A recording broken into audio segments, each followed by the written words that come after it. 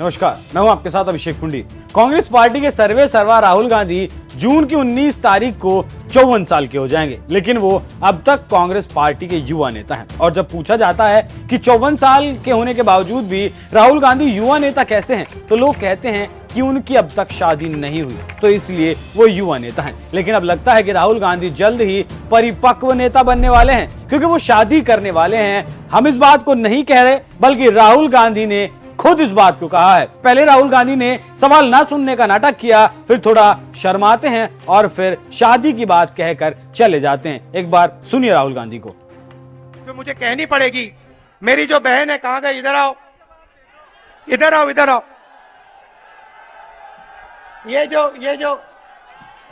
ये जो मेरी बहन है, इसका मैं दिल से धन्यवाद करता हूं कि जब मैं देश में कैंपेनिंग कर रहा हूं, चुनाव लड़ रहा हूं, तो ये यहाँ मेरे लिए, मेरी मदद के लिए यहाँ अपना खून पसीना पूरा आपको दे रही है। दिल से बहुत बहुत धन्यवाद। पहले उसका जवाब दो। क्या जवाब है उसका? क्या सवाल? क्या है भाई? क्या सवाल है? क्या सवाल है? अब जल्दी करनी पड़ेगी।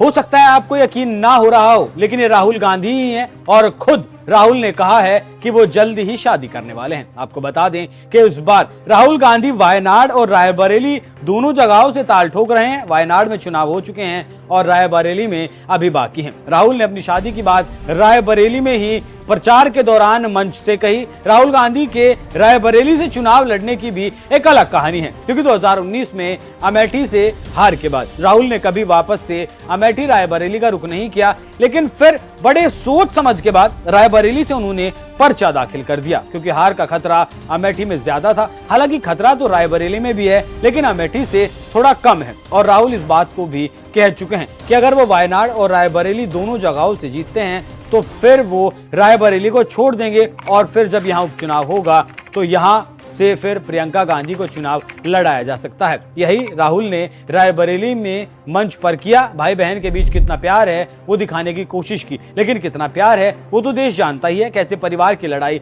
सड़क पर लड़ी जा रही है। रॉबर्ट वाड्रा खुलकर चुनाव लड़ने की बात कर रहे थे, लेकिन राहुल गांधी ने उनके अरमानों पर पानी फेर दिया। भविष्यवाणी ऐसी भी है कि 4 जून के बाद परिवार में भूचाल आ सकता है, पार्टी 2 धड़ों में बढ़ सकती है। खैर क्या होगा वो तो आने वाला वक्त ही बताएगा, लेकिन इस चुनाव में सोनिया गांधी भी नासाज तबीयत के बावजूद थोड़ी सी एक्टिव जरूर नजर आ रही हैं। नमस्ते मेरी प्यारी बहनों। स्वतंत्रता की लड़ाई से लेकर आधुनिक भारत बनाने में महिलाओं का बड़ा योगदान रहा है। हालांकि आज हमारी महिलाएं भयंकर महंगाई के बीच संकट का सामना कर रही है। उनकी मेहनत और तपस्या के साथ न्याय करने के लिए कांग्रेस एक क्रांतिकारी गारंटी लेकर आई है। कांग्रेस की महालक्ष्मी योजना हम गरीब परिवारों की एक महिला को हर साल 1 लाख रुपए देंगे। कर्नाटक और तेलंगाना में पहले से ही हमारी गारंटी ने करोड़ों परिवारों की जिंदगी बदल दी है।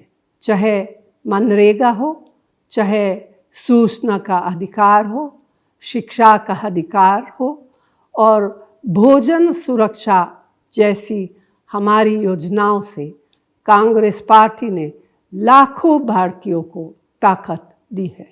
महालक्ष्मी इस काम को आगे बढ़ाने की हमारी सबसे नई गारंटी है। इस कठिन समय में मैं आपको भरोसा दिलाना चाहती हूँ कि कांग्रेस का हाथ आपके साथ है और यही हाथ आपके हालात बदलेगा।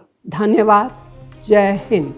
वैसे सोनिया ने जिस योजना की बात की है कि महिलाओं को हर साल 1 लाख रुपए दिए जाएंगे, वो योजना का दाना तेलंगाना में भी डाला गया था, लेकिन गृह मंत्री अमित शाह ने इस योजना की पोल रायबरेली में ही खोल दी थी। कहा था कि तेलंगाना में किसी को कुछ नहीं मिला, किसी महिला को 1 लाख रुपए कांग्रेस सरकार द्वारा नहीं दिए गए। कर्नाटक में जब कांग्रेस ने सरकार बनाई थी तब भी वहां बहुत सारी रेवड़ियां बांटी गई थी, लेकिन वहां सरकार के पास योजनाएं योजनाओं को पूरा करने के लिए पैसा ही नहीं था। इसी बीच पार्टी विधायक को मुख्यमंत्री के बीच सिर्फ उटव्वल भी देखने को मिली थी। तो कांग्रेस वादे तो करती है लेकिन उन्हें पूरा नहीं कर पाती। वैसे भी ये उसका पुराना ट्रैक रिकॉर्ड है। खैर देखना होगा कि कांग्रेस के वादे इरादों का क्या नतीजा आता है। 4 जून की तारीख इस बात को बयां कर ही देगी। लेकिन जिस तरह से राहुल ने अपनी शादी की बात कही है उस पर आपकी क्या राय है? अपनी राय हमें कमेंट कर जरूर बताएं। नमस्कार।